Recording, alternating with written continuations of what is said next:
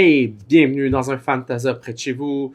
Mon nom est Olivier et pour ce 4e jour, 2e film que j'ai vu au Festival Fantasia, c'était The Hit and Run Squad. Film sud-coréen qui raconte l'histoire d'une policière qui euh, travaille aux affaires internes. Il y a de la corruption, elle a réussi à montrer que le commissionnaire de police est quelqu'un de corrompu, mais les preuves sont pas assez. Elle se fait un peu mettre de côté. Elle s'en va donc dans le Hit and Run Squad, qui est les délits d'infraction plutôt. Est-ce qu'elle est démue de ses fonctions, rétrogradée? Pas vraiment. On s'en doute très bien que dans l'histoire, elle va quand même continuer à faire son enquête. Il y a aussi le fait que un riche pilote automobile aurait peut-être fait un délit de fuite et il serait aussi dans la magouille de tout ce qui est corruption avec le commissaire de police. L'intrigue est facile à voir et à comprendre que dans le fond, on le sait depuis le début, elle n'a pas été démise, elle a été placée dans cette nouvelle équipe afin de pouvoir enquêter sur quelque chose d'autre qui avait un lien et pour pouvoir pogner les deux autres. Il y a même une scène à mener dans le film qui explique justement ça, mais comme aux 3/4 du film.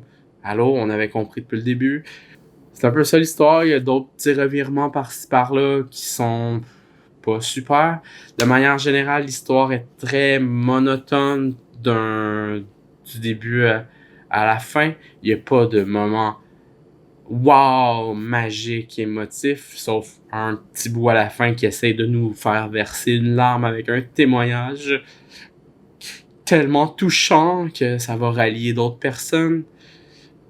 C'est un film de voiture, de course, un peu un genre de Fast and Furious coréen, mais manqué, pas spectaculaire, qui manque de punch. Les courses, il y en a pas tant que ça, donc tu sais, on se retrouve dans un film de course avec plus ou moins des courses, puis ça paraît beaucoup que ils ont utilisé une caméra qui accélère les images parce que les voitures ont pas de l'air de rouler rapidement. Le trafic roule à peu près à 10-15 km/h, puis les autres voitures roulent à 30, 40, 50 km/h pour zigzaguer entre eux. Ça enlève un peu la magie, ça enlève ce côté-là qui pourrait être impressionnant. Mais tu sais, tout ça, avec le côté monotone du film, il y a beaucoup de choses qui se passent aussi. On dirait qu'il aurait pu faire genre 3 films avec le film, mais ils ont tout bourré ça ensemble. L'histoire de la corruption du commissaire de police, le vilain pilote qui fait de la corruption et qui a fait un délit de fuite. Dans les autres événements après que je veux pas révéler, il y a d'autres choses qui auraient pu faire 1 ou 2 autres films. Et ça fait juste mauvais, ça fait étirer la sauce. Ben, pas tant étirer. Il y a des longueurs. Oui, ça étire, mais en même temps, il nous bourre tellement de choses inutiles que ça en vient juste décevant. Ce que j'aime du film, c'est les acteurs. Surtout lui qui joue le vilain, que j'oublie le nom, que je vais faire afficher ici. Lui, je l'ai vu dans plein d'autres films ou séries, puis je trouve qu'il est excellent. D'habitude, il joue l'espèce de charmeur, beau gosse qui dans les dramas coréens. Là, ça faisait super intéressant de le voir comme le vilain. Il y a un petit tic de langage qui vient ajouter. Et je trouve sa performance est super. La policière qui est rétrogradée, elle aussi, on l'a vu dans plein d'autres films, elle était excellente là-dedans. Et aussi le 3e personnage principal qui fait partie depuis un bout dans le Hit and Run Squad. Lui aussi, pareil comme les 2 autres, vraiment super. Il livre une bonne performance, il y a une espèce de logique de compréhension qui qui nous explique le tout, mais il passe les protocoles policiers pour résoudre son enquête. Il y a un beau développement de personnage autour de lui, mais en plus, comme je mentionnais un peu tantôt, le fait qu'il y a beaucoup de choses qui se passent, plus son développement de personnage autour de lui, ça fait juste une explosion de trop de choses à la fois qui, au bout du compte, ça devient quelque chose du coré, qu'on y apporte moins d'intérêt. Mais même si les acteurs sont vraiment super bons, le scénario est pas super, l'action est vraiment moche. Il y a des belles voitures, mais c'est pas extraordinaire. Il y a beaucoup d'autres films de voitures qui sont beaucoup plus excitants, palpitants et qui donnent de la drive.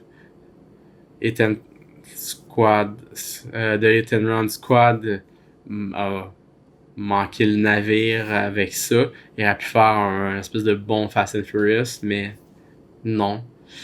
Il y a genre une scène de CGI dans le film qui est tellement mal faite. En plus, la façon qu'il arrive, le découpage, la scène fait aucun sens. Ils sont comme sur un pont, ils traversent le pont, ils passent à travers le pont.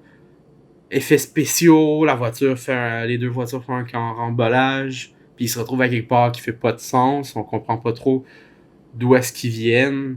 Donc en plus les effets spéciaux sont moches, il y en a, c'est pas mal le seul effet spéciaux de CGI. Les autres semblent plus des effets pratiques parce que c'est des incidents de voiture, donc ils rentrent un dans l'autre. Mais pour le reste, pas fameux. Dernière petite chose, le mid-credit scene, juste avant le premier bout de générique, annonce une espèce de potentielle suite. J'espère que non. Non. C'est... Gardez votre argent pour faire autre chose, ceux qui produisent le film.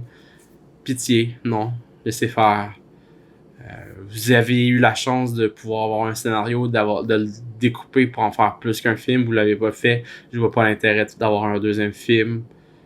Les personnages, oui, sont bons, mais je pense pas que ça vaut la peine d'avoir un deuxième personnage. On a quand même touché une bonne variété de sujets. Donc, non. Et pitié, pas de deuxième film. Donc, j'y donnerais un 2 étoiles. C'était vraiment pas exceptionnel. Manque d'action. Je m'attendais à quelque chose de plus. Mais au moins, les acteurs sont bons. Donc, 2 étoiles, c'est pour ça. Alors, c'était Olivier. On se revoit la prochaine fois dans un Fantasia près de chez vous.